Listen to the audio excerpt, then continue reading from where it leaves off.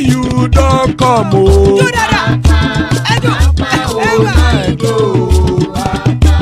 Hapa o naido.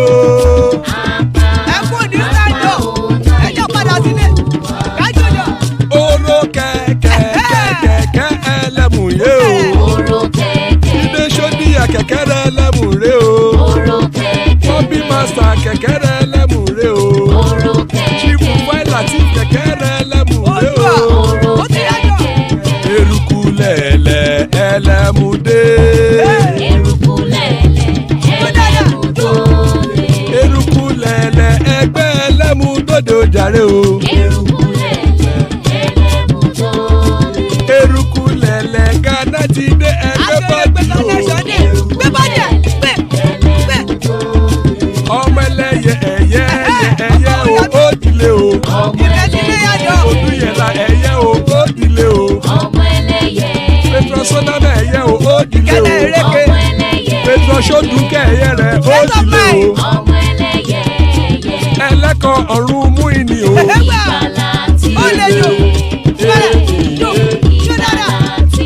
Àkùkọ ọ̀run mẹ́kọ̀.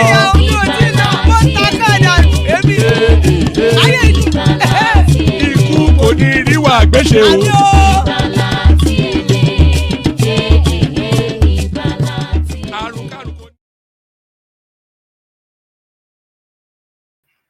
And there it is right there. Ikú kò ní ríwà gbéṣe, powerful, potent prayer by the Kegites. Ikú kò ní ríwà gbéṣe. So may death have nothing to do with us. That's what that means in Yoruba language. Ikú kò ní ríwà gbéṣe. I say amen on my behalf and on behalf of you, my friend. So Ikú kò ní ríwà gbéṣe. So guys, now we will get into the politics of it, of course, but I have a special guest joining us today. A very special guest indeed is the biggest name in the Nigerian YouTube space and the most relevant person within that space as well. By far the biggest name within the Nigerian YouTube space. So he has decided to grace us with his presence. But of course, we have referred to this guy before on this platform. Let me refresh your memory. And not only is it the biggest name in Nigerian YouTube, is also by far and a clear distance the best videographer within the Nigerian social media landscape. Don't take my word for that, though. Here is a sample of his work. You remember, of course, we've referenced this video before, but here is a sample of this guy's work. This bandit thing is happening. A lot of people have been kidnapped in these areas. I know I was told that almost every night you will hear gunshots upon gunshots. The one shot by the bandits and the one shot by individuals who have their guns just to trying to make the bandits know that they have weapons in their house that they shouldn't come near. You know, like my host will say that when you hear the gunshots that the bandits shoot, you will know this is different because it's the automatic rifle. But the ones that the individual shoot, you know, because it's just a one shot and all that. So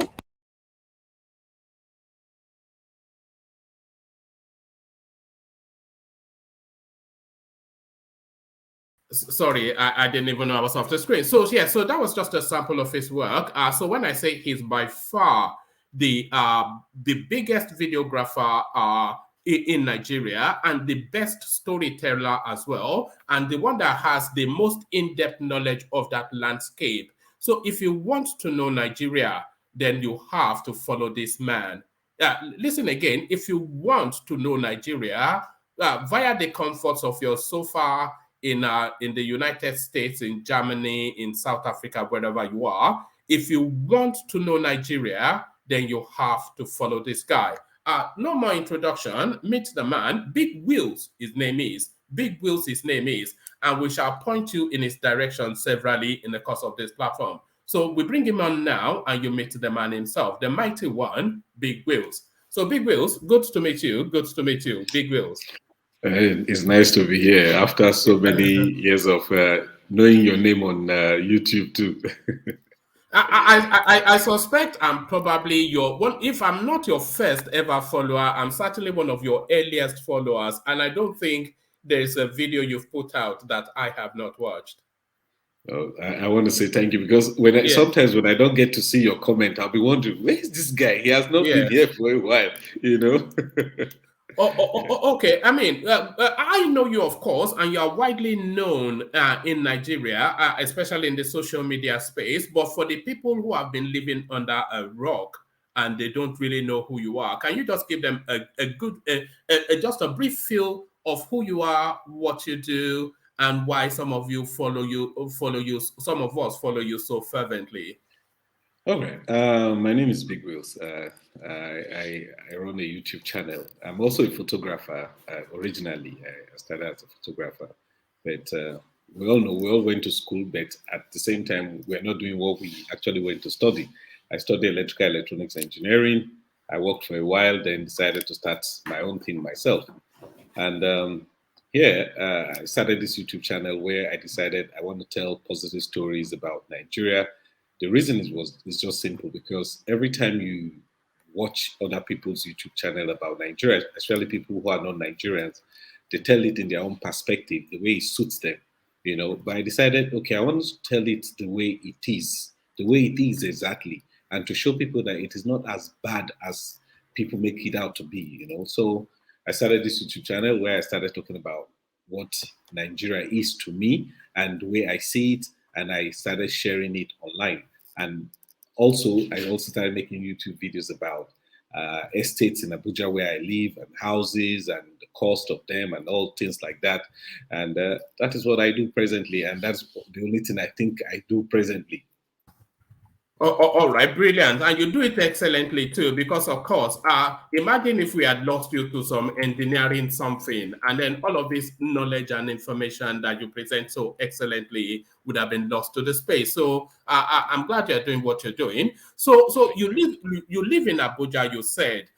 So Yeah. how long have you lived in Abuja? What has it, because really the space I want to talk to you about the most, we want to hear as much as we can about you, of course, but the space I want to talk to you about the most is the property space in Abuja. But first, how long have you lived in Abuja? What's the experience like for you? The fear that everybody has around kidnapping and whatnot and criminality. What assurances or cautions can you give people who might want to relocate there? Okay. I've lived in Abuja now. I think I moved in here 2008, August 2008. So I've been here for over 14 years. And I must say that Abuja is, I think, one of the safest places in the country, in spite of the fact that not too far ago, not too long ago, we had some skirmishes that happened somewhere in Buari and all that. But I think that was a wake-up call for the security people in this state because we all believe that, oh, Abuja is the safest place. Yes, it's still the safest place. And apart from that, one of the things you hardly hear is the thing about kidnapping and all that. It happens mostly in the eastern part of the country. It happens in the north, far north. It also happens in those states and other parts of the country. But Abuja's landscape is way different. It doesn't happen like that. And I must tell you that anyone that wants to come to Nigeria, the first thing I always say is move to Abuja. Even if you want to buy property or you want to buy property in Port Harcourt or in Enugu or in Lagos, in Kano, the first thing I always tell you is that move to Abuja first. Stay in Abuja for a while, get the feel of what Nigeria is through Abuja. Then, if you think is a place that you want to stay, I think you can launch from here, go to wherever state you feel you want to establish, go and see what it is there, then come back. But I'd assure you, if you stay in Abuja, you will not want to go to any other state, except you're just bent on maybe you have a family member who lives in a certain part of the country, you want to go there. But I tell you, if you come here, you will not want to leave Abuja. All right, brilliant. So let's get into the space that I think I and probably my audience are really interested in is around the property market in that space. Okay. So let's use a hypothetical. So I'm a hypothetical diasporian lived abroad 20, 30 years. Maybe not too hypothetical in my case, but I'm a hypothetical Nigerian lived abroad 20, 30 years, accumulated a sizable amount of money. I am making my way back to Nigeria and I'm thinking the only real options that will insulate me in the manner that somewhat I'm used to will be a place like Abuja or Lagos, but Abuja in this instance. So I'm coming in to Abuja with a pocket full of, let's say, 80 million naira. So I land in Abuja and I'm looking to buy property. So take me from that airport to home ownership. Okay. First of all, the first question I would like to ask when somebody asks me or tell me they want to own a property here is, do you have an area in mind that you want to live in? Do you want to live in? You must have a certain area that you think No, you want to live in. your guidance is needed there as well. Actually, let me break it up so that Okay. so if I had 10 million naira, can it buy you land in a what sort of area can 10 million naira buy you land in Abuja with all of the titles secured?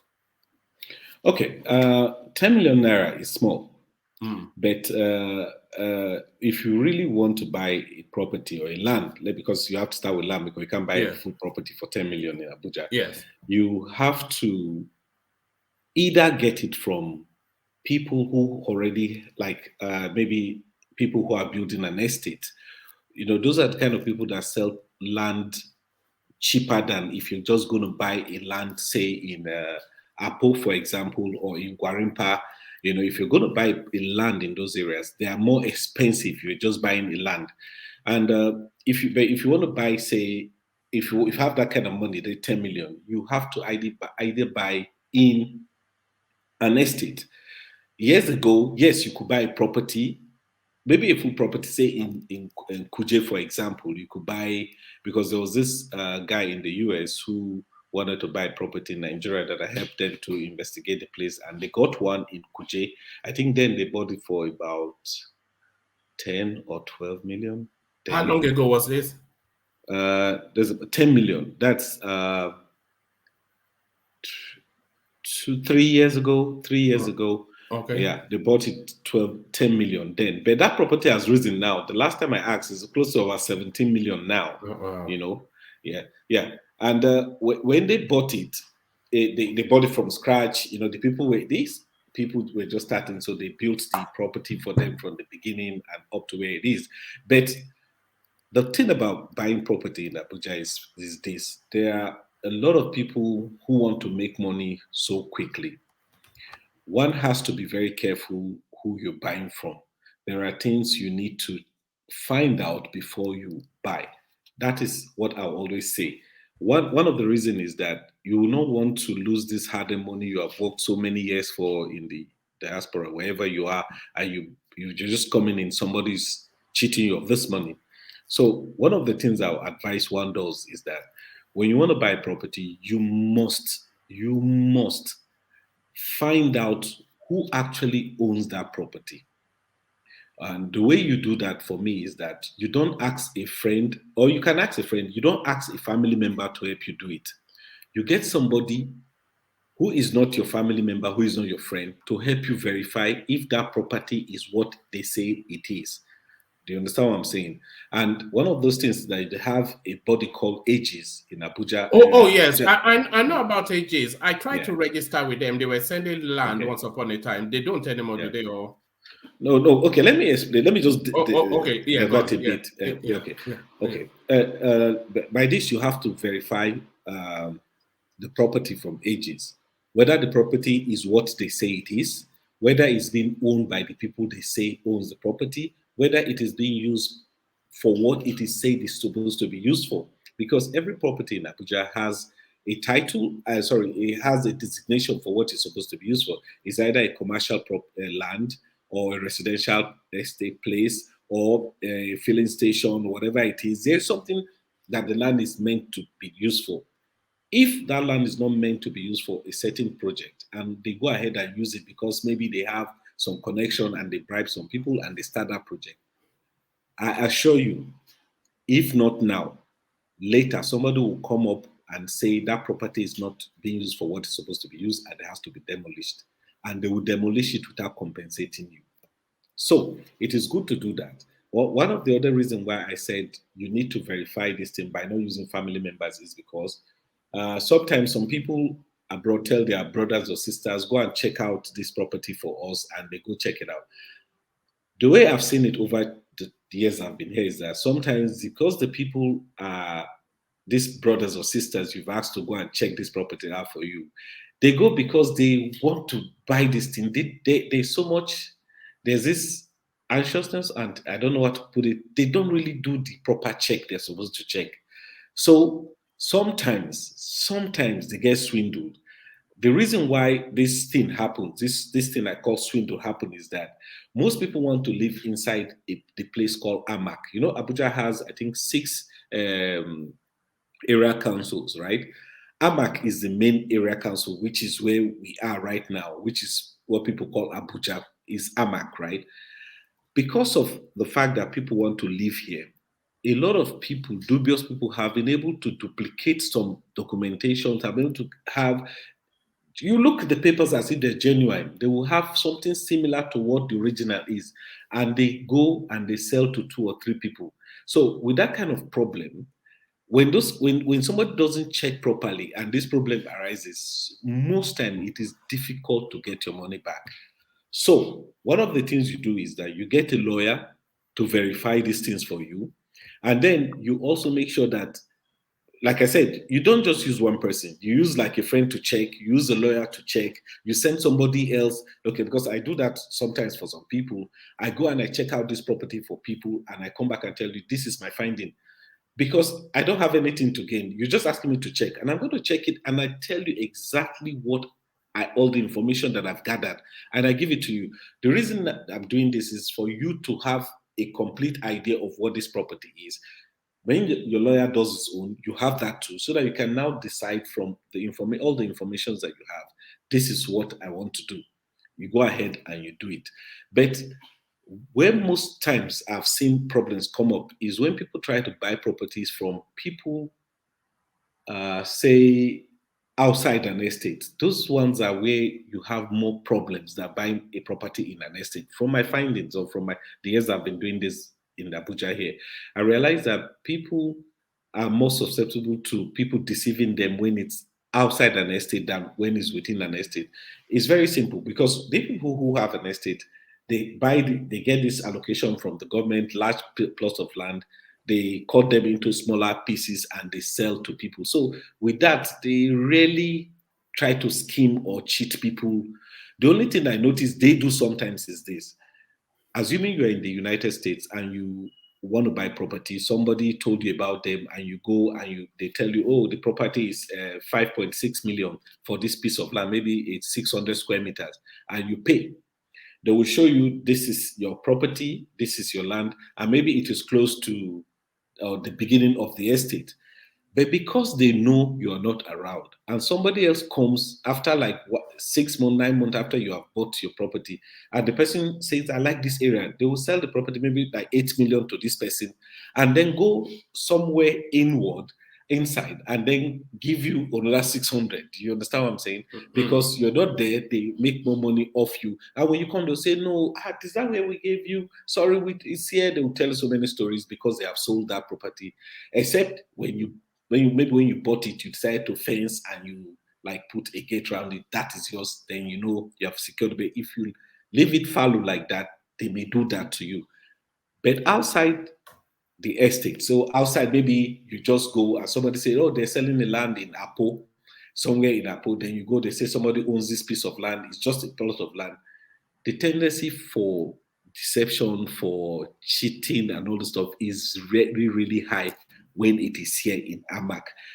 But when it is outside Amak, like say in Kuje, like say in the Buhari, in other area councils, because those places are not as hot as what it is here in Amak, they really do those kind of things. So you have those things happening more in Amak than outside Amak. All right, brilliant. How well do you know? How well do you know Lagos? Not very well. Lagos is a place I always just dash in and I'm out. All right. I only wanted. Do you know Victoria Island? Yeah, I've been there, but I don't really know. All right. Do you know Surulere? Yes, too. I know that too. Oh, okay. And do you know Mushin? Yes, I would say I know Mushin. It's those Okay. places you pass No, through, but no, you don't no. really. I'm going somewhere. So, Okay. if you wanted to buy a house in Abuja in a Yeah. Surulere type of area, so not quite Yeah. Victoria Island, which is where the Okay. most Okay. expensive, Yeah. not Okay. quite Mushin, which is like a Okay. ghetto rice place, but Okay. someone like Surulere, which is a middle class sort of space, Yeah. lower to upper middle class sort of area. Yeah. So, what Yeah. sort of areas are those, and what sort of budget do you have to start off with to get a plot of land? Okay. And Ab- name those areas as well, so we know the names of okay, those areas I want to that say. fall within this rural area. Okay. Yeah, yeah. If you're talking about let's start with the low end part of Abuja. Those areas I want to say is if you go to say Gwagwalada Area Council, for example, they have some areas that are predominantly low class, and those areas have been there years before the development actually started. So those areas, I wouldn't even suggest you go to those kind of areas. But if you even in Gwagwalada, in Kuje, in Buari, they have those kind of areas I just mentioned now. But apart from those areas, they have the areas where the government have already allocated those lands for certain purposes like residential and all that.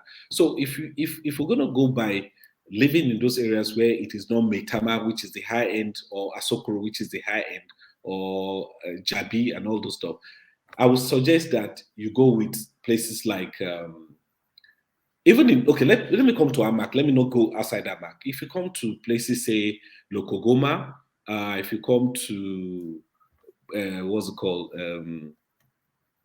Lugbe, around these axes, you will find those kind of areas where the houses or the places are not very high end. They are not as expensive as Asokoro or Metama, but the houses here are very fine. They are nice. They have reasonable electricity, water, and all those stuff, but they are not as expensive as what you have in Metama and Asokoro, or maybe in the central business area. Oh, all right. So put a budget to it then for, let's say, Lokogoma, or is it Nupe? Okay. You said the next one. Lugbe. Lube. Yeah, put a budget to it. Yeah. Okay. In Lokogoma as it stand, okay, let me use, because that's where I live. So let me say a 3-bedroom in Lokogoma right now, say Sunnyvale Estate, for example, goes between 37 and 45 million naira. That's what a 3-bedroom goes for. But in Lugbe, you can get it cheaper than that. But in all, houses in Abuja are really relative in the sense that the prices are relative. Because somebody is selling his property in, say, Sunnyvale for 45 million, doesn't mean that if you go maybe somewhere inside Lukugoma, or where you think it should be cheaper, you could go there and get something for 60 million. Do you understand? Because sometimes it depends on the owner of the property and how much he actually thinks he has put into the building, and how much he thinks he wants to make out of it. So it is not a fixed price. So you could get something cheap at a good, a relatively supposedly nice area. Then you think someplace should be cheap, and you go there, the prices are high. Because like in Lugbe now, you could still go there and get houses for maybe 40 million, 35 million, 30 million. But at the same time, you could be shocked to see that somebody is selling a house there for 60 million.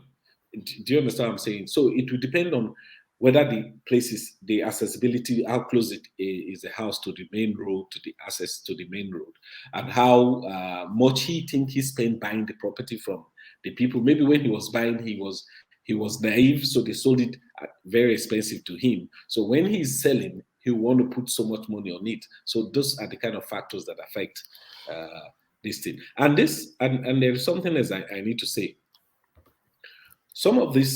Most of the houses in Abuja don't have CFOs. You have to understand this. Oh yes, that's very Yes, most important. of Yeah. them don't. Yeah. They don't have CFOs, and they only have the allocation letter that they got from the government. Maybe the deed of assignment when they bought the property, the documentation they have with their lawyers and all that. They have those kind of documents. And if sometimes when you buy in an estate, the estate has a CFO that covers the estate, but the estate will give you a document showing that you own this property, like a right of occupancy sort of, but you don't get a CFO. But like in the estate where I live, they actually said that we could apply for our CFO with documentation that we have, that we could go to Aegis and apply. Major reason why people don't bother going to Aegis to go out and apply for these things is that I think since this new minister came in, they have not issued one CFO for close to 8 years now, not one single CFO. They just abandoned that project for a while. But I think maybe when the next person comes, he may start this process all over again. Before this guy, they used to have where, say, the area councils can also generate their own CFO for the area council. But because they wanted to harmonize it in Aegis, so they decided everything should come to a central body, which is what they are actually doing right now. But doing it right now, they've stalled, and for almost 8 years now, I don't think they've issued one CFO or anything like that. All right. So how do you secure your title then? How do you rest assured that you have full ownership of your home if you don't or if you don't have a CFO? Okay. First of all, when you buy from anybody you're buying from, maybe from an estate or from an individual, you make sure your lawyer gets involved. They write the documentation, go sign them in court and all that, and then they also have a letter, a document when they bought that property. Mind you, I need to say this here because most times, right, when people get their offer letters from people that they are buying their properties from, they get to see that the offer letter is not carrying the name of the person. Say, for example, I'm selling the property to you. And when you come and the name is carrying Babatunde Fashola, and you're wondering, my name is Big Wills, how come is Babatunde Fashola doesn't have a document? I will explain what is happening or what happens.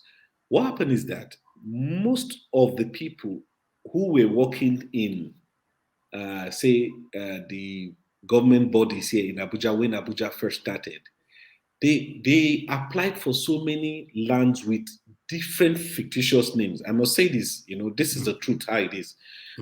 Because they're in office, they will just apply with different names.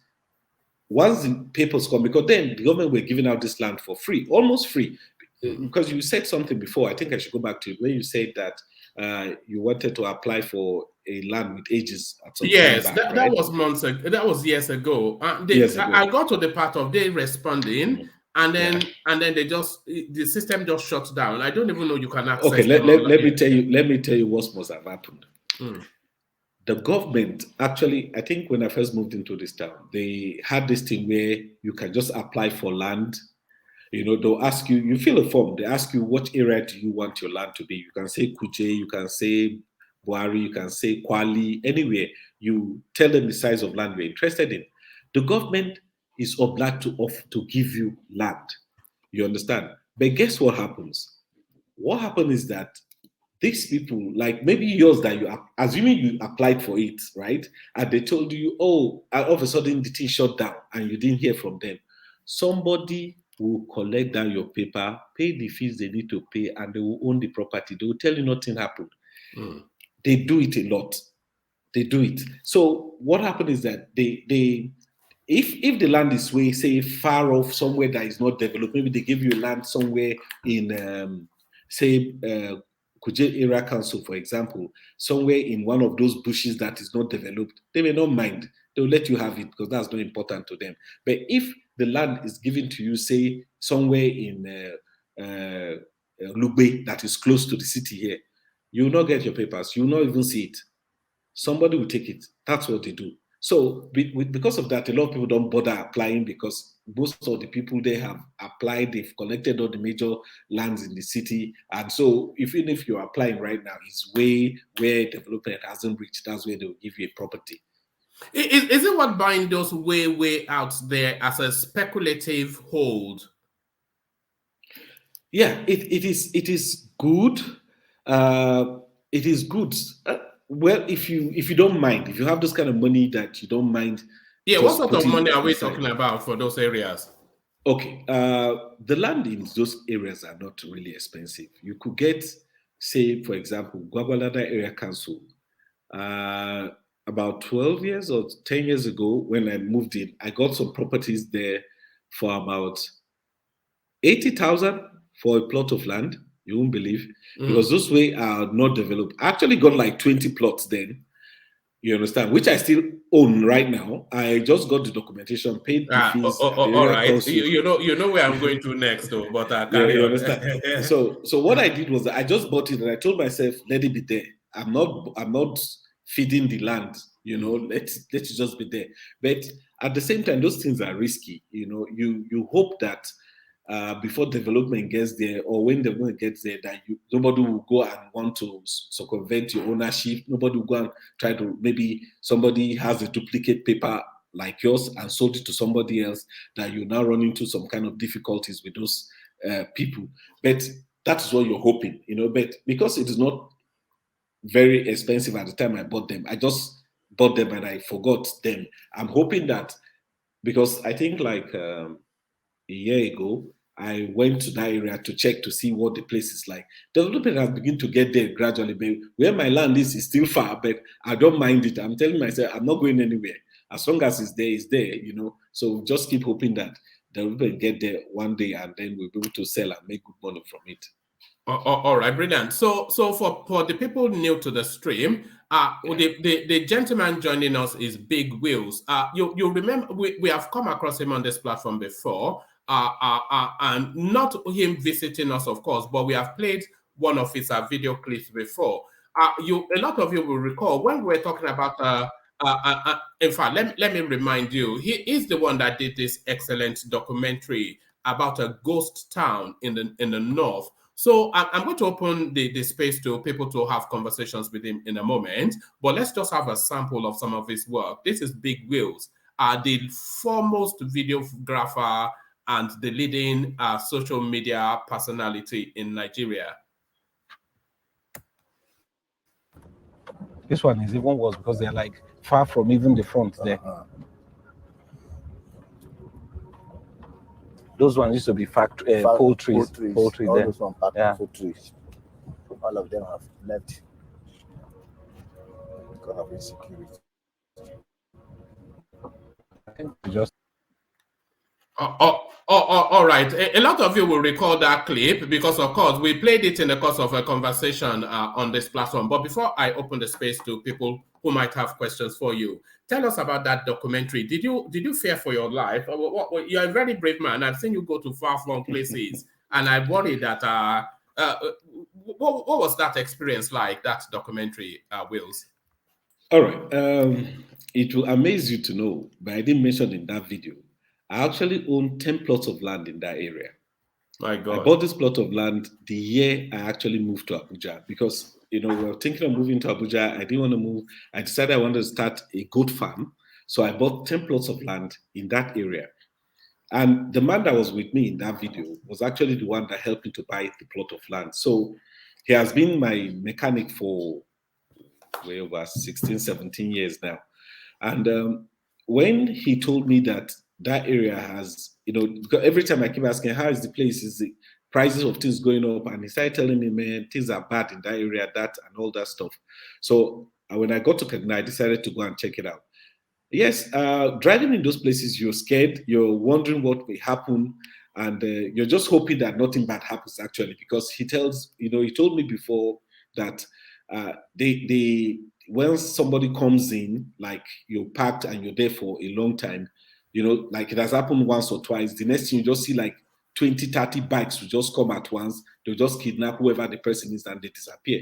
But I knew I wasn't going to be parked in one place. I knew I was going to be driving, and I was ready that whatever happens, I'm not going to stop, I'm going to drive out of that place, And we went and he kept showing me all the places, like some of the houses I've seen before now that had people living in them. All of a sudden, nobody lives there anymore. That whole place is a ghost town. He was actually here like 2 days ago because he came in to help me fix my car when I came back from Bauchi. And I was asking, how is the place now? He said, man, it's worse than when I was there. That a lot of people, the fewer people that were still there have actually moved away from there. And Just to say something else, somebody asked a question on the side. I think I should just answer it now because it relates to security. The guy asked, how can security be solved, or the problem of security be solved in Nigeria? I think the problem of security has been politicized. That is why it has stayed this long, in my opinion. Because if they really want to deal with this thing, it is, in my opinion, as easy as 1, 2, 3. The governor of Kaduna State said something. He said that if they want to deal with this problem, they need to attack it from all angles at the same time. Because what they have been doing over time is, like he said they have been dealing with it piecemeal by piecemeal. Okay, when Zamfara state government decides to go after the bandits because they are in the forest, they run towards Niger State and they find somewhere to stay. They are not in Zamfara anymore, they're in Niger State because all the states are close together. They're just boundaries there. It's not even boundaries, just forest that is separating them. So they run into the other state and they're there. Like he said, if this thing needs to be dealt with, they need to simultaneously attack them from all angles. And that is the only way to go about it. That brings me to what happened in Abuja months ago, where they attacked some soldiers in Buhari Area Council. After that attack, what did soldiers do? They decided to go after these people into the forest. For months now, I'm saying months now, you've not heard of any banditry or any kidnapping or anything on Kaduna Abuja Road because they followed them up. So the thing is that they have done it in such a way that, we don't want to attack these people because we are the same religion, we are from the same tribe, we are the same. And this has been the problem that has kept this thing going. Because in my opinion, if they take away religion and tribalism, deal with somebody who has done wrong. And that is the only way. That's the only way you can solve this problem. The moment you start to pet it with, you don't want to handle it very well because the people are your people, the thing will never stop. It will not stop. All right, brilliant. Wills, I've seen you drive all the way from Abuja, all the way through to places like Enugu and stuff like that. Like I said, you are a brave man, but how do you make the decision? How does your madam even allow you to make those, how do you make the decision to make those journeys? And how were those journeys for you? Driving all the way, because that's half the country you've driven. Yeah. We actually drove from Abuja to Akwa Ibom. That's towards the ocean. We actually went to Akwa Ibom. And like I said, recently, I just came back from Bauchi last week, Wednesday. I drove to Bauchi.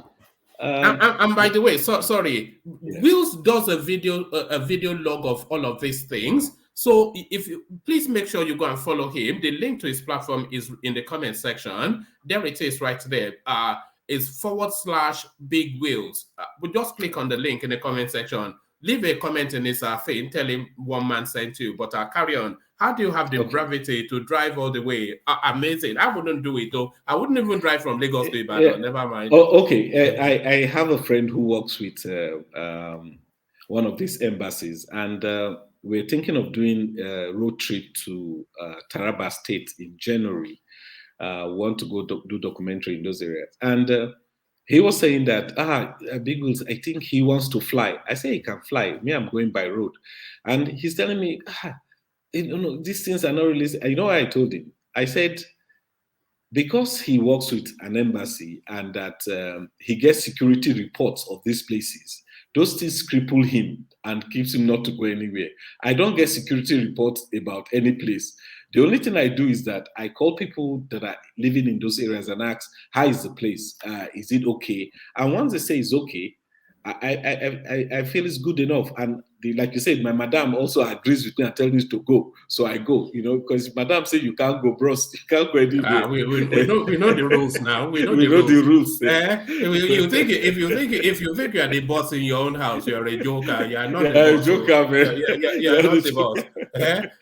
But have you had any near encounters with insecurity in there? Because, like I said, people should go and follow you. When I say that Wills has traveled to the length and breadth of that country, I'm saying that factually. So have you had any near encounters with insecurity or a near miss with that. I remember once you nearly happened upon a riot in some place where they were and you had to park. Yeah. So have you had any near encounters? Yeah. Okay. Okay. Riot. Yes, we were actually going to Akwa Ibom. Then we're going through Kogi to get to Enugu. Go through to get to Enugu. So Enugu from there we go to Akwa Ibom. We actually ran into two groups in Kogi State. They were having some. Want to look like cultism to me. You know, they said some people killed some people, so they were burning houses and all that. So we had to actually park for a long time. We have to park. Then after a while, they said the place was cleared, and then we drove through. Apart from that, I have not had any incident or near miss or anything since I've been traveling. Somebody may say I am lucky. And maybe that's true. But the thing for me is that once I want to go on a trip, like I said, I ask people in those areas, how is this road? You know, they may tell you, oh, this road is fine. Don't go through a certain area. Those places at certain time of the night or evening, it is dangerous. So you listen to people who have gone those routes severally. Like I also have transporters, maybe a driver who drives from here to Kaduna, for example. I may call him and say, hey, how is Kaduna Road? You say, he just came back this morning. The road is okay. But don't leave too early in the morning. Leave around 9, 10. Don't go too late from anything from 4. Don't go on that road. So you just kind of stay away from, because if you actually watch videos or hear things that are happening to people, it happens early hours of the morning or late in the evenings. People who decide to drive at night or drive late in the evening. So for those kind of time, I don't drive. I just leave as early as I can, maybe around 9. I take off wherever I want to go, and I get to where I want to go before it gets dark. You know, so you are off those kind of situation where you'll be putting yourself in danger even if anything is going to happen, you're not on the road at that time. So you have the ambition of taking this your travel log passion Africa wide. So how far down that ambition are you, or do you want to document Nigeria? Yeah. I really want to travel, do a lot of travel videos, especially even outside Nigeria. If I tell you this, I'm supposed to have traveled on the 30th of this month. I was supposed to go to Uganda, but my passport, I have been to the passport office. I've been trying to get it out, and it's not yet ready. That has been my delay. My trip was supposed to start on the 30th.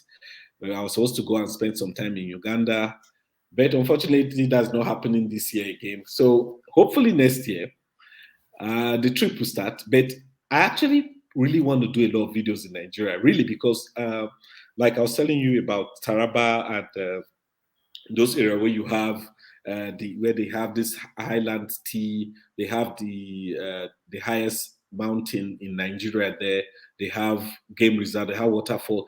Those places I want to go and tell the stories, and that will happen in January. I know it's going to happen because I'm actually planning that with one other YouTuber. We actually thinking of going together to do that trip. Like I said, he is thinking of flying.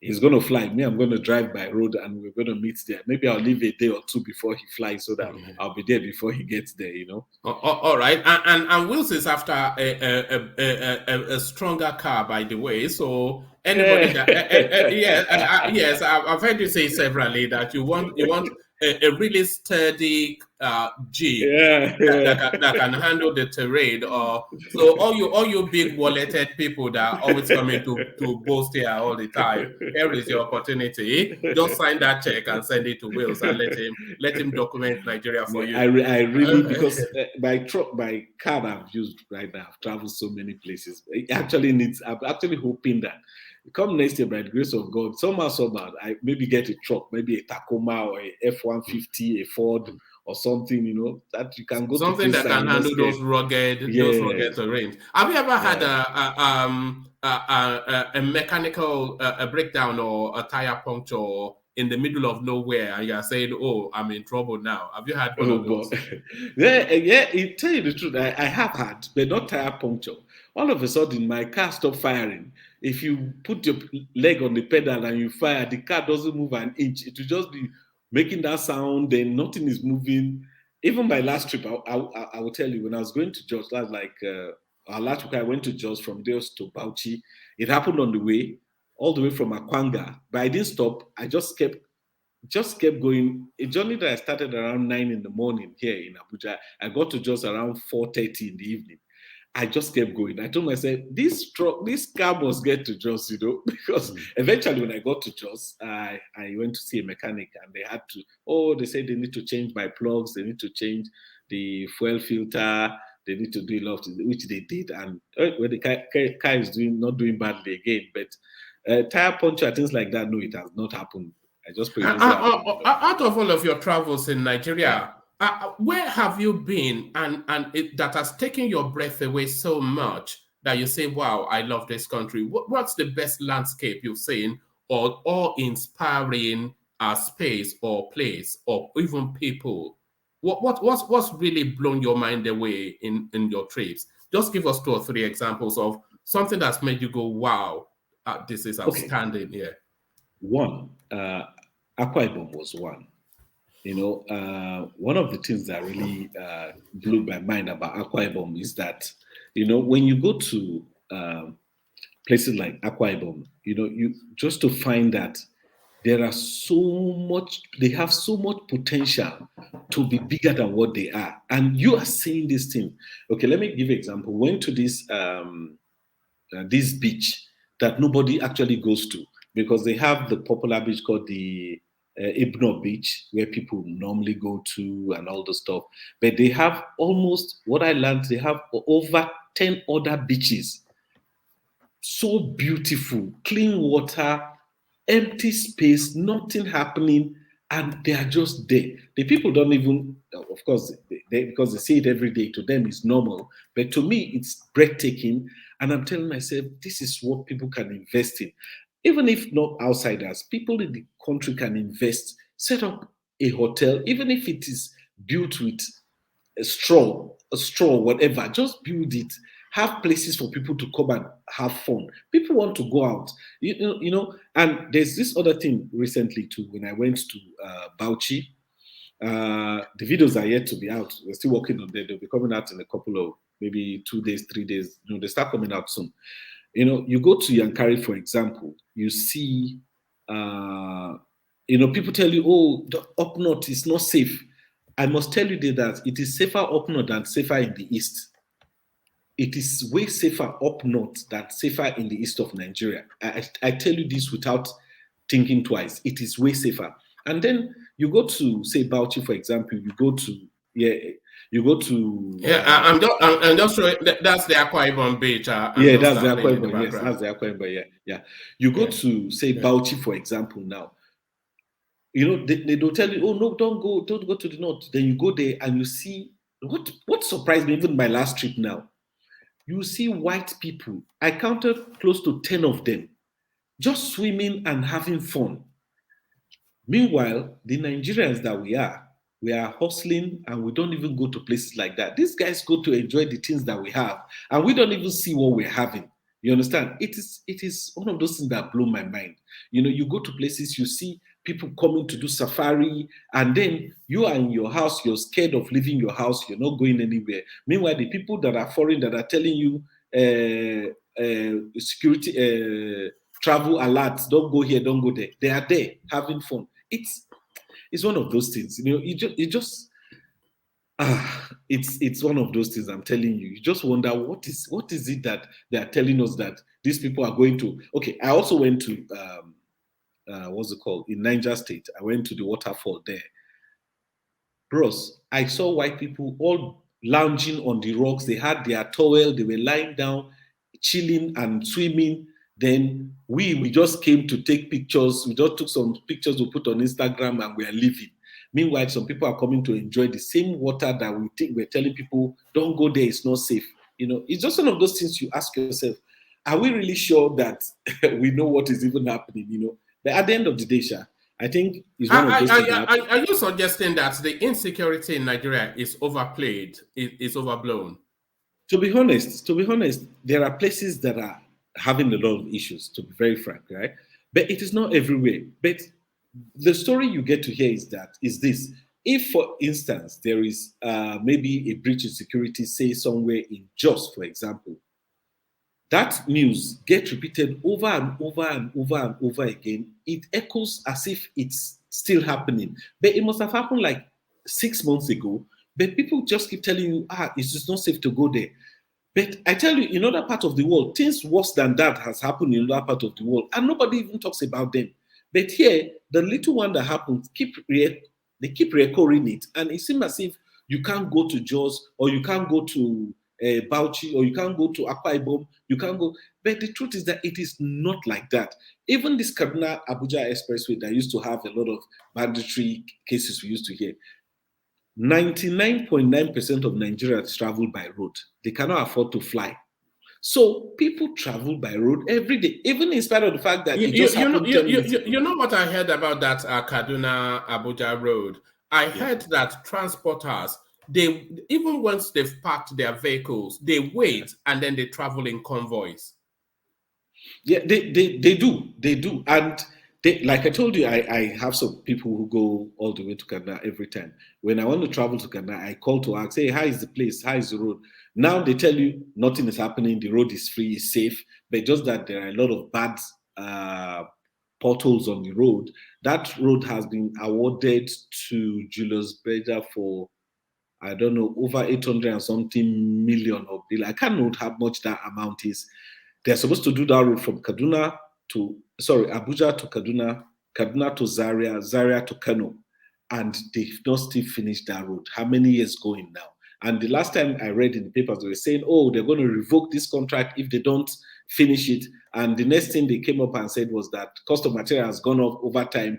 They need some money to be added. Well, true, things have gone up in Nigeria, but all over the world, anyway, things are going up, But for now, I even learned that they stopped work on that road. Can you imagine after collecting? I don't know how much they've collected, but that's what we have read in the papers, So I just feel that sometimes that the government agencies that are supposed to be monitoring these people to implement the contract that they have been given, I think they kind of not do it, probably because their hands have been greased here and there. So you cannot shout on somebody who has given you something to eat. You understand what I'm trying to say? So those kind of things happen a lot in this country. And because of that, you just know that some things that led to flow under the bridge. And then the people like us who need to use the road every time can't use the road properly.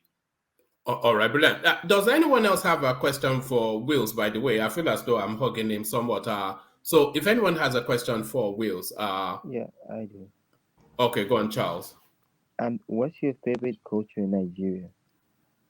His favorite what? Sorry. What's your favorite language or culture in Nigeria? Oh, he's asking what your favorite culture or language. Culture, language in Nigeria. Okay. There are so many places that are beautiful, actually. And there is this culture in Edo State they call, they are from Onwa East, They have very beautiful traditional masquerade. I like them. I like them. It's I think the event happens not every year, like once in 2 or 3 years. I actually have plans to do a video about them when it's going to happen, because I'm putting my ears on the ground, knowing when it's going to happen. If it's going to happen next year, December, obviously I have to be in that town next year, December, to be able to bring you guys that video. It's a very beautiful culture. I like that. But at the same time, I like the Hausa people. And somebody may wonder why I say that. I will tell you this.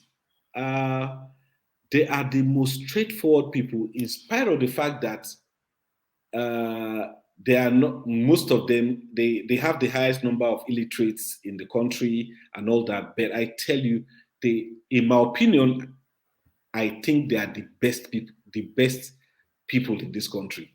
Somebody may say I'm wrong, but that's my opinion anyway. So I think I like the Hausa people. Correct.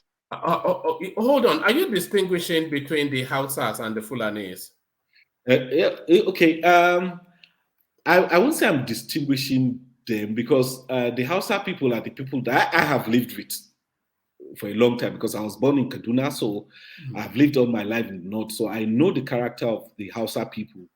And I know they are way better than the people from Edo State where my parents are from. I can tell you that. Yeah, it's true. I'm saying it because the way it is, some people might be upset, but no, we have an Edo man that comes on this platform. He'll come running in a minute to come and he will come and attack you. He will come and attack well, you. it's okay. It's okay because it's my opinion. I've Yeah. lived with them, so I can say my opinion. He might not have lived with them. He may have his own opinion about them, but I tell you the truth. They are the most. Okay, let me give you an example why I say this. Let me just give you an example. I was coming from Lagos one time, and we went for a wedding, a friend's wedding, and on our way back, he decided to go on his honeymoon. So he asked us to drive his car back to to Kaduna. Then the reason that I didn't drive down because we all went in a group. But by the time we were coming back and we got to somewhere in a part of Edo State, these police people stopped us and they came down. They started checking our cars and they did all that. And they saw a jerry can of petrol with us because petrol was kind of scarce. So we bought extra jerry can just in case we don't get to buy in filling station, we can top it up.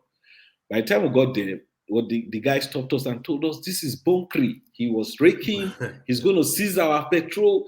He was just shouting. We were begging him. Even some of us were trying to give him something so that he would just let us have our petrol back. He refused. I just looked up. I saw his boss sitting on the car. He didn't come out. When as I was going, I saw his name. He had a northern name on his chest. So I just switched to, according to my wife, we call it the password. I just switched to the password, which is the language. I just told him what the problem was. I told him where we're coming from, that we're Kaduna children. We just went to the south to. He said, oh my God, those guys. He just told the guy, hey, give him his fuel. He just told him the guy should give us our fuel and we should go, Now, this guy, I must tell you that when I heard him talking, I knew he's from Edo State, the police guy that was harassing us. So I asked him, are you Ishan? He said, why did they ask? I said, I can hear from your voice. He now said, yes. So I switched to my father's tongue and I spoke to him in my father's language, begging him. He refused. I went to the Hausa man. I spoke the Hausa man's language. He released all of us. It's crazy. So it's curious that you should say speaking the Hausa language is a password. Yeah, it's a password for me. Yeah. Well, no, it's a password for the country, really. Yeah. Especially if you have the right accent to speak it as well. Yeah. Which shouldn't be. As I know your man, I'm offended by that. But I wanted to ask you, yes. your encounters with security personnel as you travel the roads. What's that like? What are they like on the roads? And do you have to grease their palm in order to pass through? Okay. The thing about security personnel in this country, I must say, is that they are, let me use the word, non-existent in the north. I repeat, they are non-existent in the north. You have more security personnel in the south. And if you travel up north, like I do most often, I go to Jos and all Kaduna and all this other part of the country, rarely do you see policemen on the road. And when you do see them, they don't go bothering you with show me this, show me that, come out of your car, check here. They just greet you. Good afternoon, sir. Well done, sir. They look at you, they assume whether you're Igbo, you're Yoruba, they try to speak the language they think you are. And all they are just doing is, I know they're asking for something by greeting you in those kind of language. And I don't have a problem with that. Because when I'm traveling, I make sure I have like 200 naira notes or 100 naira notes somewhere. I just put my hand and I pass it on. Oh, thank you, sir. And I drive on. Somebody may say that is wrong. Okay, let me go down south so that you understand. You go down south, they ask you to stop, you park your car, they say your particulars, they check everything, then everything is correct. Then they look at you and open your boot, they check, they don't find anything because I make sure that every documentation that is required of me, I have. Fire extinguisher, triangle, anything they want to ask, I make sure I have, because I know I travel all the time, so I make sure I have those things so that you don't get into any argument with anybody. But I tell you, even with that, They will just hold your paper and go and sit down. Your papers are correct, though. They'll hold it and walk away and leave you standing there. Then you say, oh, that was the problem. He say, no, just stay there, don't disturb me, I'm busy. You'll be wondering, what have you done? He didn't tell you anything is wrong. He's just holding your paper because he wants to extort money from you. Then later he'll come and tell you, this place no get number. This place doesn't have a number. You say, excuse me. He said, this place is supposed to carry a number. You say, excuse me, this is the document I've had. I've had this car for, let's say, 5 years. This is the document I was giving you. You said, the people who gave you, didn't give you, this is wrong. You say, you must go to the office. They start harassing you. They know there's nothing wrong with your documents. They just want to harass your life. And they still extort. You see now, in the note, I say I gave 200 naira. The guy told me, thank you, and walked away. These guys want to collect 5,000 from you, 2,000 from you. For what? This happens especially when you step into Edo State, I must say. Okay, who are the policemen there, though? Because, of course, the policemen, it's a national body. So yeah. Who exactly are the personnel of the police that you have in Edo State? Are they Yoruba policemen or what? Look, they are from Edo State. Some of them are Igbo. Any policeman that is posted to that state, once you tell the person, like, you look at your number plate number, obviously knows you're coming from Abuja, and you tell them, oh God, this is the document. You say those who are Mumu police for North, they don't know anything. Now, when they tell you the right thing here, they always tell you they know more than their colleagues that are in the North. Meanwhile, some of them were posted from the North to there, but they always make you feel as if the guys up North don't know what they are doing. They are the ones that know what they are doing. All they want is your money, and once you get your money, they let you go. Then what's the point? I don't understand them, you know. And when even when they've checked your document, then everything's correct, they still want to extort money from you, which is to me crazy. Why are you checking? If you've checked my documents correct, you should allow me go, you know. Because I made a video about the kind of documentation you need to have when you're traveling. I made this video a couple of years ago. Maybe I should redo a video like this again and put on my YouTube channel. Now we're talking about security officials. I said you should get your documentations from, because they have a website now. Even if you have a tinted permit, your car is tinted. Even if it's originally tinted from the factory, you need to get a tinted permit to drive that car, you know. So you need to get, and these things are easy nowadays. They're online. You go fill it up, upload your passport. Then later you go to their office and make the payment and all that, you know, then get your documents from them and leave. Even when my document was correct, my tinted permit, the guy was still insisting that, oh no, you still need to, these people. And when you come up and you ask your colleagues, because I have colleagues who are police officers who went to university together, and you ask them, they tell you, your papers are correct, nothing is wrong. But those guys want. So, bros, I tell you, those people down south are crazy. So, for me, that's the place that. Is it maybe because they feel there's more money in the south? Is that why it's? Because I cannot imagine that, you know, if they feel there's money in the north, they'll extort them as well. But what you're saying about the not being under policed is surprising. No, not under policed, not under policed. Okay, let me use Abuja for example. You don't get to see policemen every okay, if you're going to Kaduna, for example, the only places I think you will see a policeman is somewhere in Buhari. Thereafter, you won't get to see any policeman. You may see police vehicle on the highway parked, but they don't go stopping you and checking your documents. That's what I'm saying. Till you get to Kaduna. Do you get what I'm saying? But if you're going down south, maybe because of insecurity in the south, robbery and all those stuff, they seem to have policemen here. After a certain kilometer, you have on that police checkpoint, you keep having them, and all of them will want to ask you for something, or even if they're not asking you, they want to disturb you. Once they're wasting your time, you don't want your time being wasted because you want to get out of the road, you want to get quickly to where you're going to. So by you not wanting to stay on the road, you want to give them something and get the hell out of there. So they know if they hold you, you will not want to stay. So you want to give them something and leave.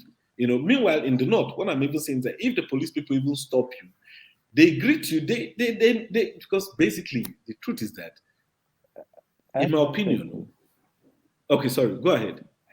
How can we solve the host? No, speak up, Charles. Speak up. How can we solve the host? Speak up, Charles. You have to speak up.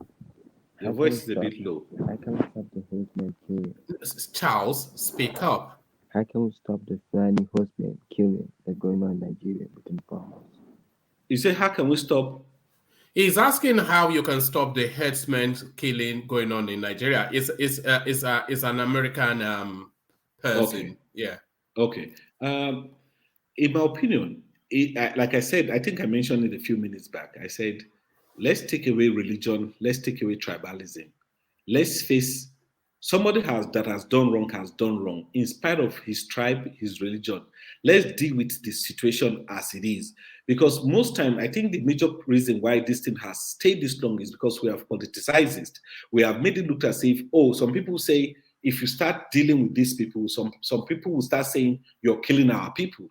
But that is not the situation. The situation is that these people, whether they're your people or not, have done wrong. Anybody that has done wrong need to be punished. So that is the thing. It is not a matter of your tribe or my religion or your religion. No, the thing should be dealt with simultaneously according to what the governor of Kaduna State said. They should deal with this thing simultaneously, not when Kaduna State is trying to deal with them, Zamfara is lax, not doing anything, or Niger State is not doing anything, or one of these things. Let's attack this thing head on once and for all, because that is the only way it can be sorted out. All right, brilliant. Does anyone else have a question? Yes, for can I? Will? Sorry, can I ask a question? Yeah, go on, Solomon.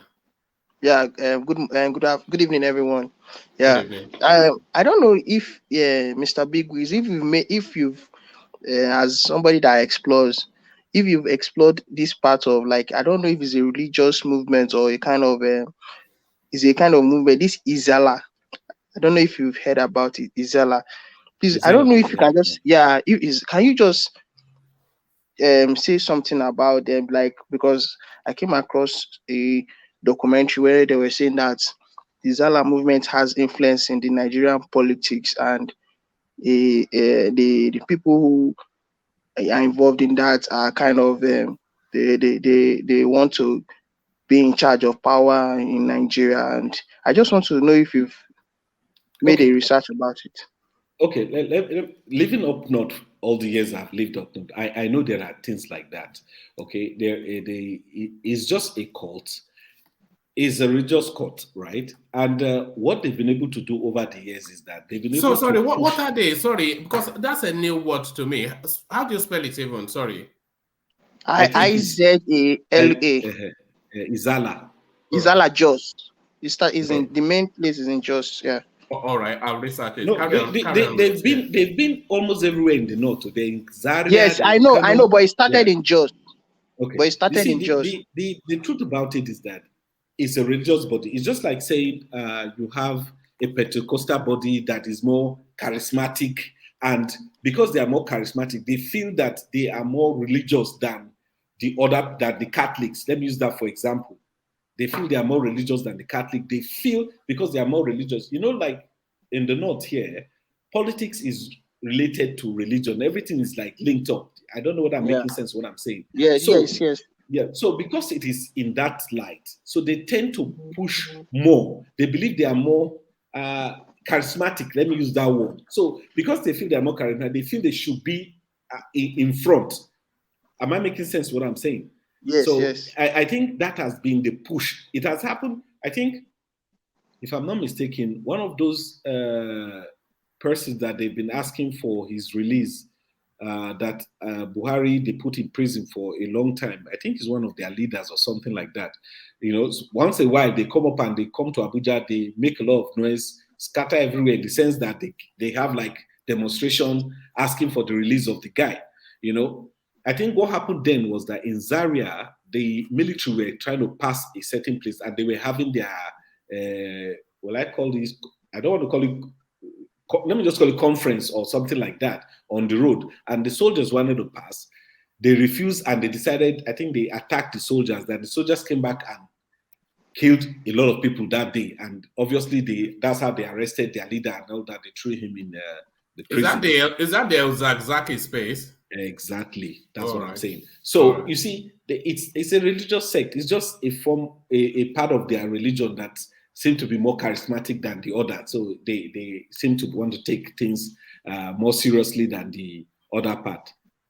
All right. My understanding of that space is that and excuse me for my ignorance, my understanding of that space is that it's there are two strands of the Islamic faith. You have the Sunnis and you have the Shiites, and I think that strand is a Shiite strand, and the predominant strand in Nigeria is a Sunni. So I think that's where that conflict space is, unless I'm completely ignorant of it. Does anyone else have a question for Big Wheels, especially a property-related question? Because he has a lot of expertise. And by the way, where is even Fidel? He's been asking for this sort of session. Does anyone else have a question for Big Wheels? Yeah.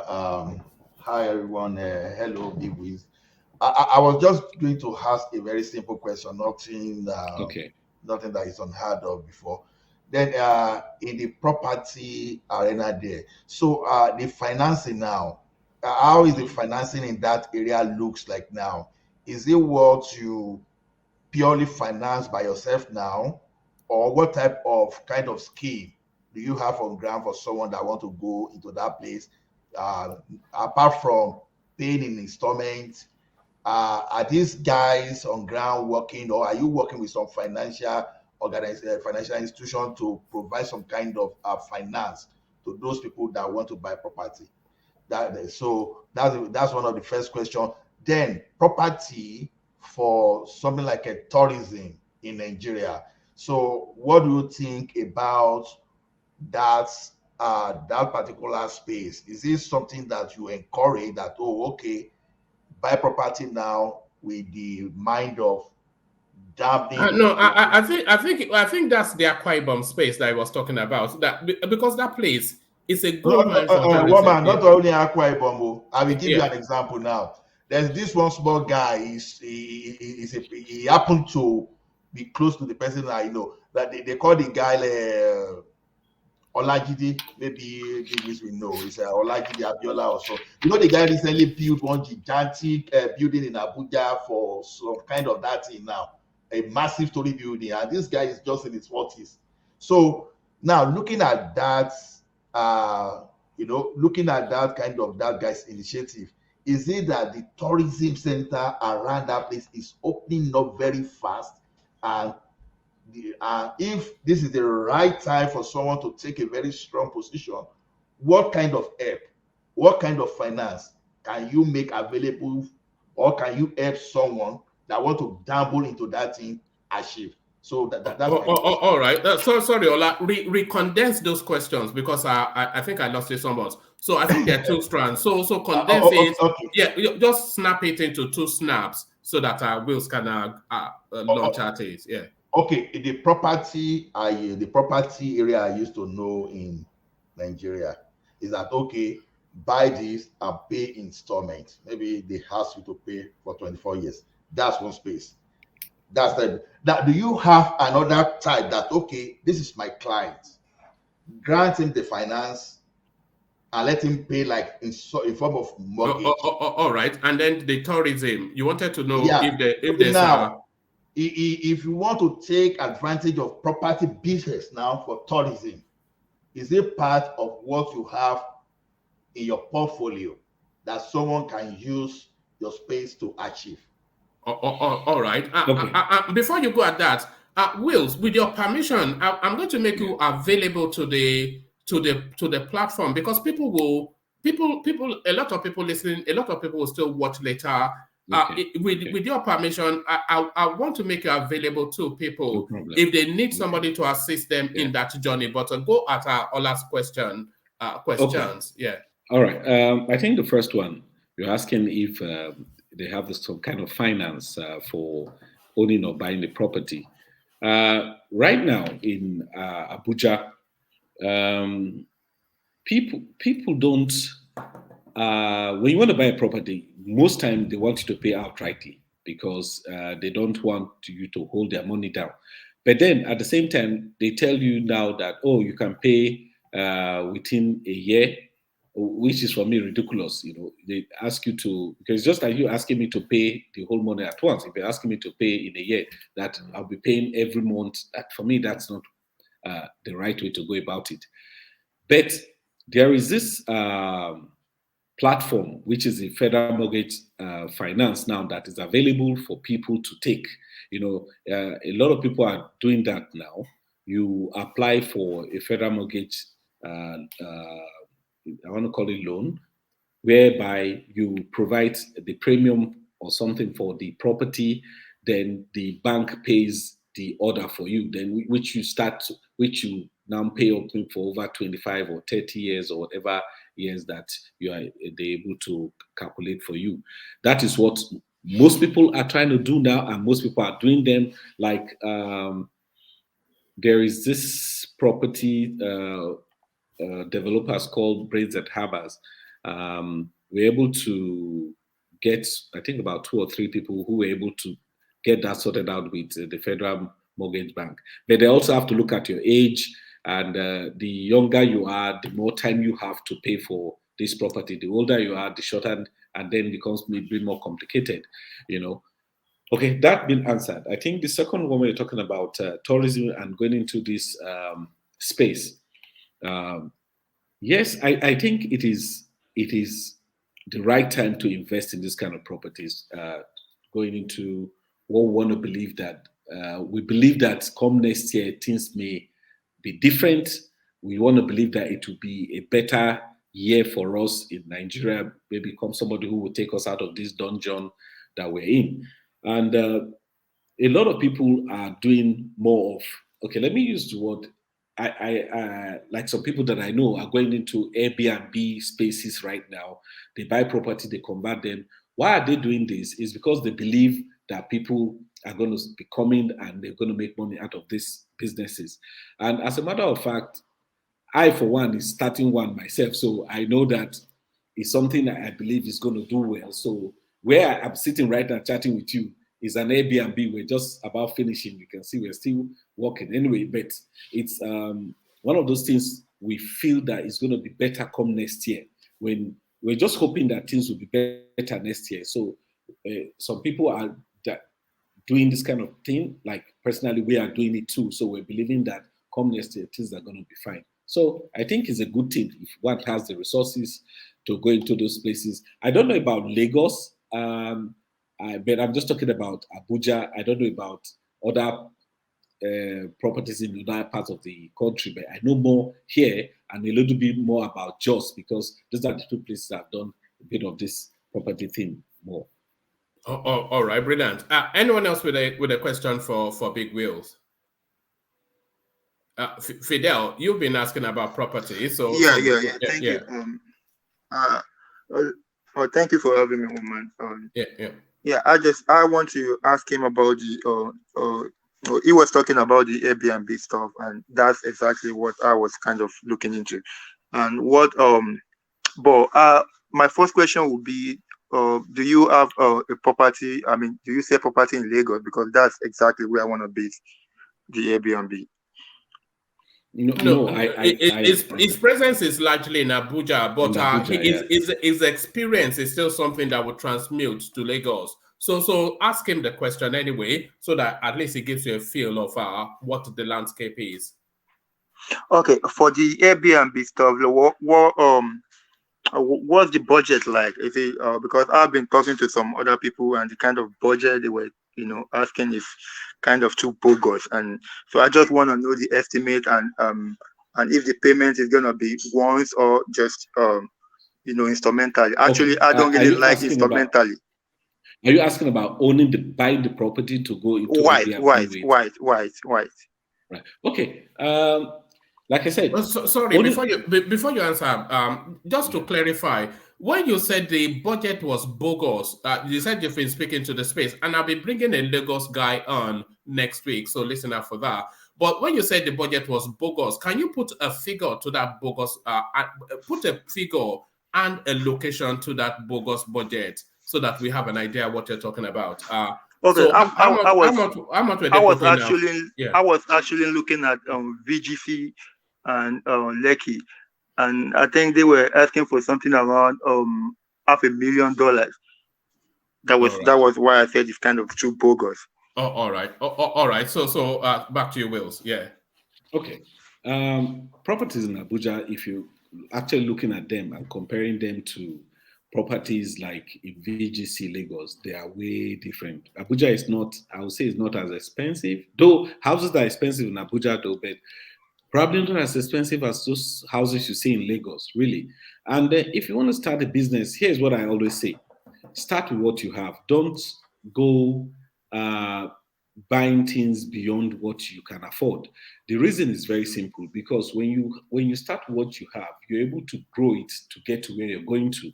Because if you go taking extra money from somewhere and you're putting it, let's put it this way: you start a business, and for some of us that will start some business, we will not be there all the time. You're away.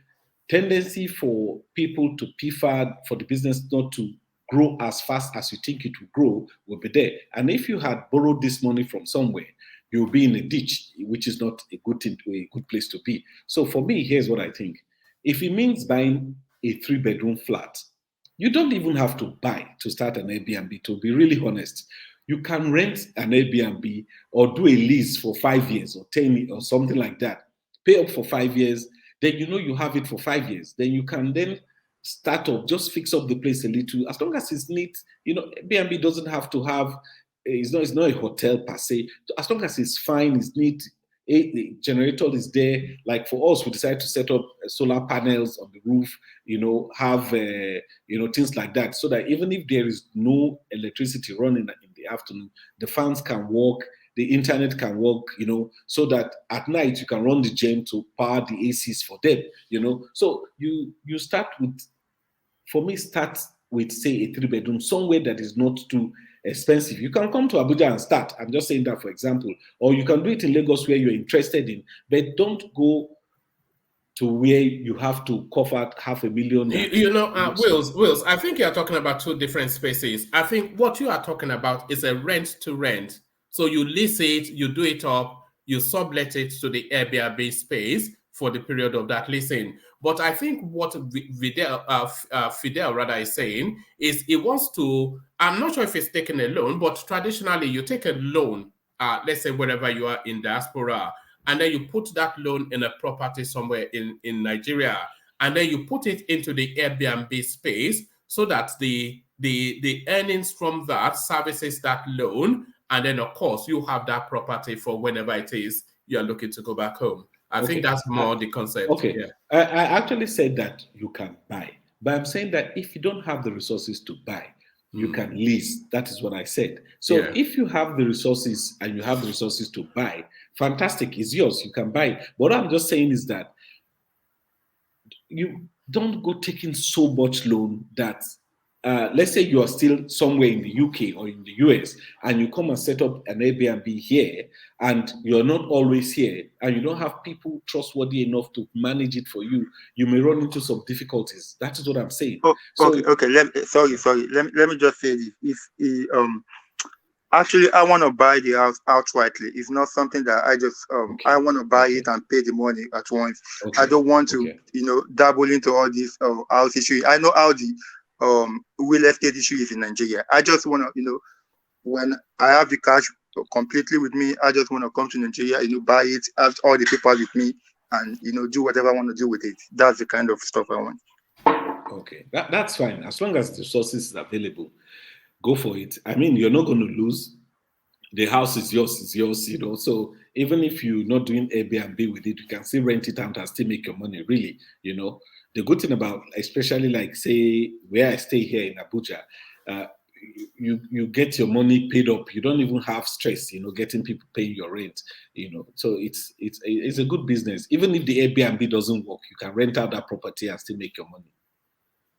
All right. What's the Airbnb traffic like in Abuja? Because I've never really seen Abuja as somewhere people go to out of will. They either go there either for chasing contracts or some government business or some official reason. But I've never seen Abuja as somewhere that people go just, if I want to visit somewhere, I'd rather go to see the Oshun Festival or the Atilogu dancers or what's that one that fishing something that they do annually or something like that. Nobody goes to Abuja. So what's the Airbnb? Is there enough traffic to support Airbnb? I tell you the truth, it is. It is a lot of people are doing it. Like even when we're thinking of doing ours and we started fixing up this place, we just realized that the house adjacent to the flat adjacent to where we're staying, where this place is, where I'm talking to you right now, it's an Airbnb. We didn't know that until we started, and you would think it is not lucrative. You would think people don't come to Abuja like you, bros. People do come, and when people come, some people don't want to stay in a hotel. They want to stay in a place where it is more like a home. They don't want a place that is looking. You get what I'm saying? So people just want to come to a place where they can just come in. It looks like they're in a house, and when they're done, they're out. And it's a good business. I tell you, it is. All right. Anyone else with a question for Wills? Because Wills, I'm not sure what your setup is. I know your passion is one man. Right, Middleman, the elegant Middleman. You join us at last. So it's money talk that brings you in. Now, Middleman, yeah, let's speak to Big Will. Yeah, and by the way, we are privileged to have Big Wills. It's anyway, I encourage you. Let me post the link again. I encourage you to go and a real privilege. Yeah, go and look at it. Go and look at his body of work. I'll post the link to his platform on. You'll see it's a real craftsman and a real storyteller on his platform. But Middleman, your question for Wills. Yeah, Big Wills.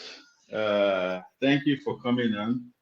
I am Middleman, one of the founder members of the platform. Yes, nice to meet you. OG, yeah. Yes. So I've been listening to you, and you've been, giving us interesting informations about back home. So you talked about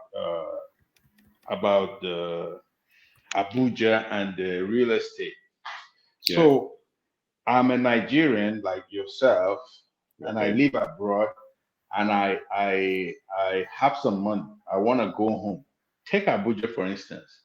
Okay. What kind of what area would you? I want to invest. What area would you? I don't have anything in mind. Nothing specific. Okay. What area do you think that is good to invest in Nigeria? In Nigeria, in Abuja, your area of expertise. So let's say that thing you see and you say, oh, something like this could be good here, or something like this is missing here.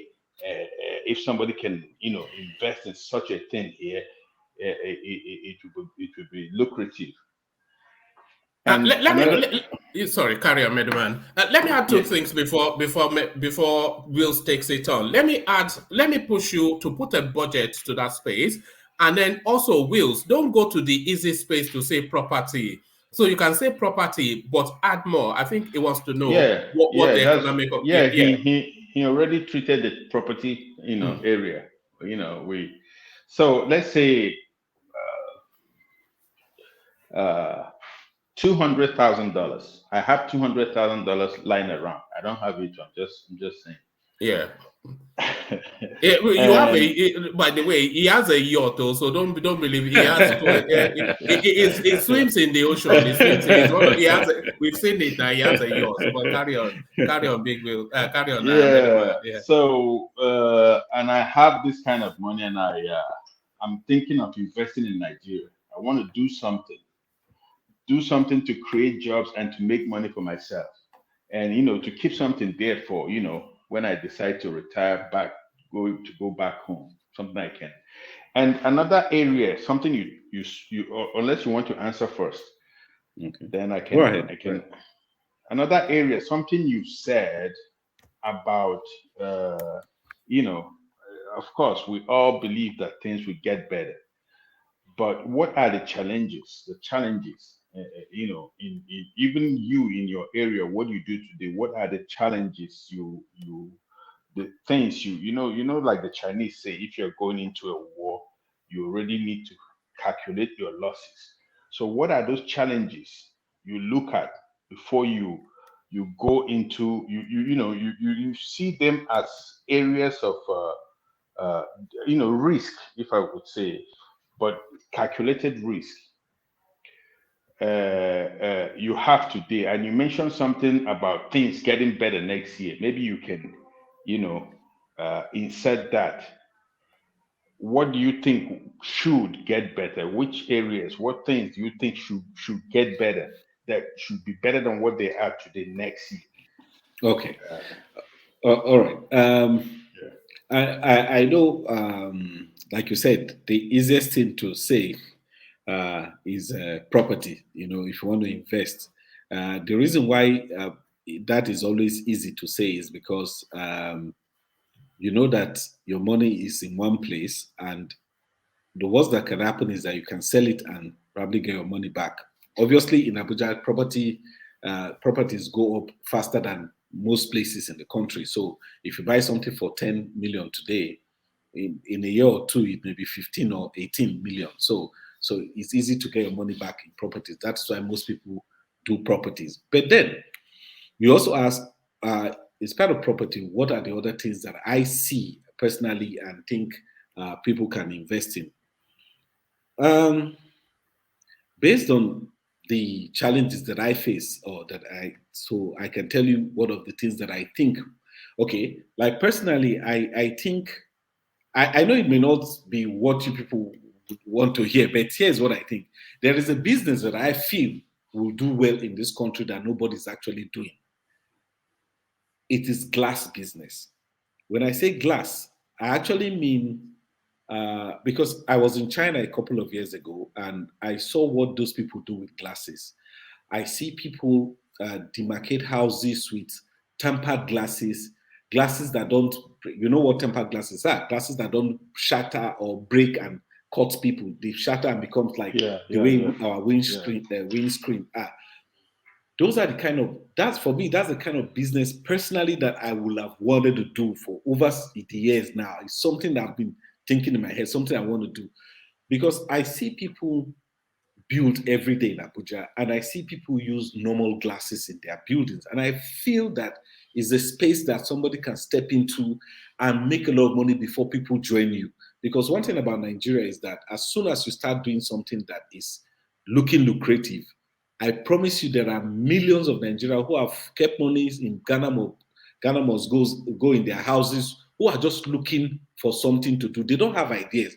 But once they see somebody doing something and is doing very well, they jump on it because they have so much money, they can even bring in the things more than you. So, but that's for me a business that I think is something somebody can do because it's something that I want to do.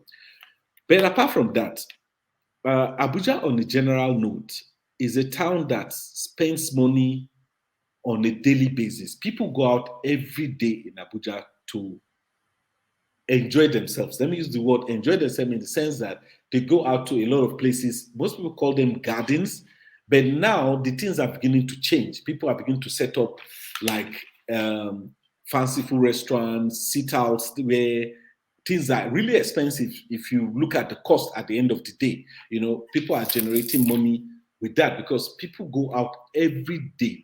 Every day people go out, So if one decides to go into, let me call it the entertainment, it's not entertainment as in music, but entertainment as in what I just described. I think is a space where people can step into.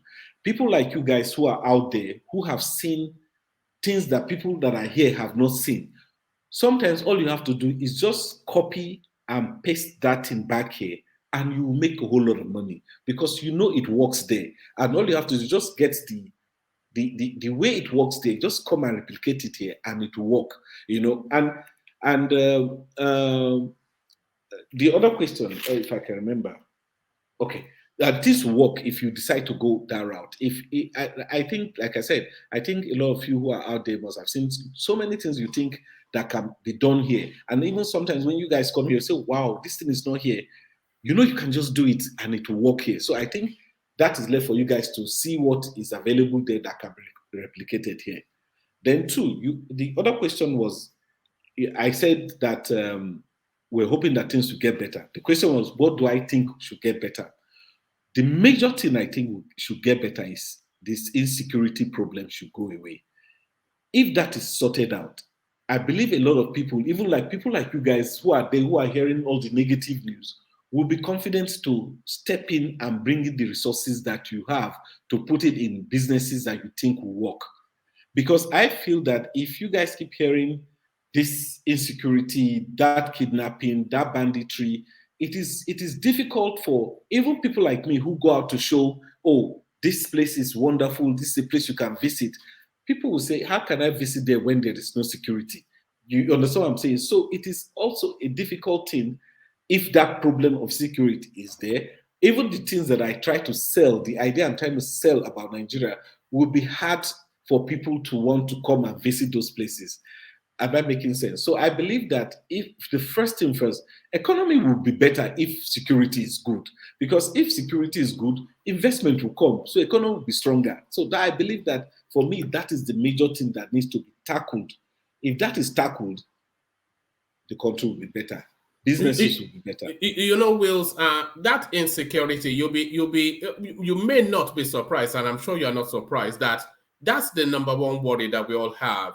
I would love to be in a bar with you now, drinking palm wine and whatnot, and nothing stops me rather than just do I want to take on this train of going to Nigeria and dodging bullets, you know? And that's the story of a lot of people. That insecurity is held us hostage away from our country. That insecurity.